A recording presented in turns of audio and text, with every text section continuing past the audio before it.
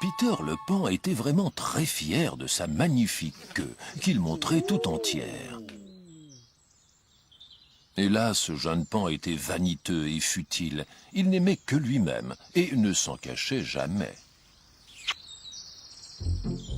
Peter aimait à se montrer, se pavaner et défiler dans les endroits les plus connus où l'on peut voir et être vu.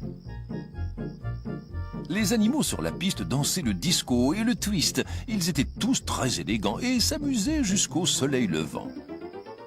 Tous les soirs, en arrivant, Peter n'avait qu'à faire sa roue pour faire tomber toutes les filles qui le trouvaient irrésistible. Une demoiselle paon, nommée Hyacinthe, était vêtue d'une robe toute simple, car elle ne pouvait pas s'offrir de belles robes plus chics. Mais sous cette robe tristounette, sans brillant ni paillettes, se cachait une beauté secrète et un cœur qui d'amour battait. Hyacinthe passait ses soirées à regarder Peter danser, dans l'espoir qu'il la remarquerait, en espérant qu'il la verrait. Mais il n'est pas très conseillé de danser ainsi toute la soirée.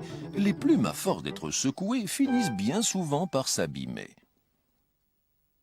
Et bientôt, la belle roue de Peter s'abîma et se dépluma, à tel point qu'au 7e jour, il avait perdu tous ses atours. Peter, pris de panique, s'écria affolé « Ah, mes plumes! Mais où sont-elles passées ?» Il courut chercher de la colle forte, c'est ce qu'il me faut. Et il recolla toutes ses plumes, une par une, bien comme il faut.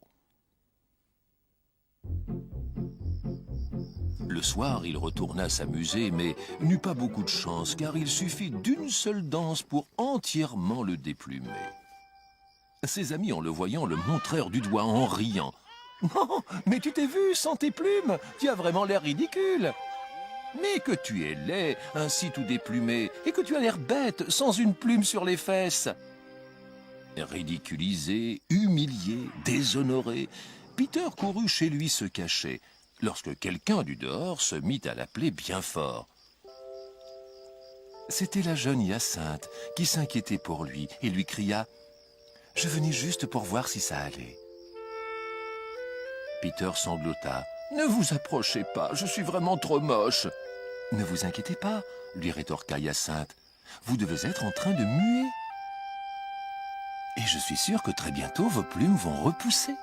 Elles seront encore plus belles et vous n'en serez que plus beau. » Pendant le mois qui suivit, Peter resta cloîtré chez lui avec son ami dévoué, tous les jours à ses côtés.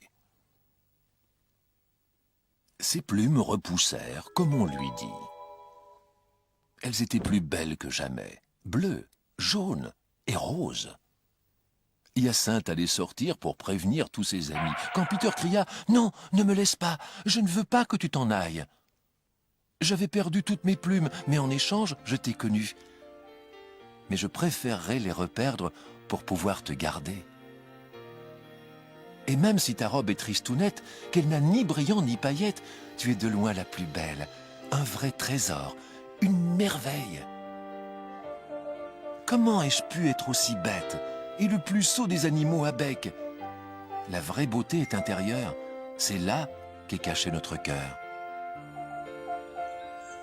Et parce qu'elle avait su être une amie, une vraie, Hyacinthe épousa Peter le paon, qui devint ainsi son mari.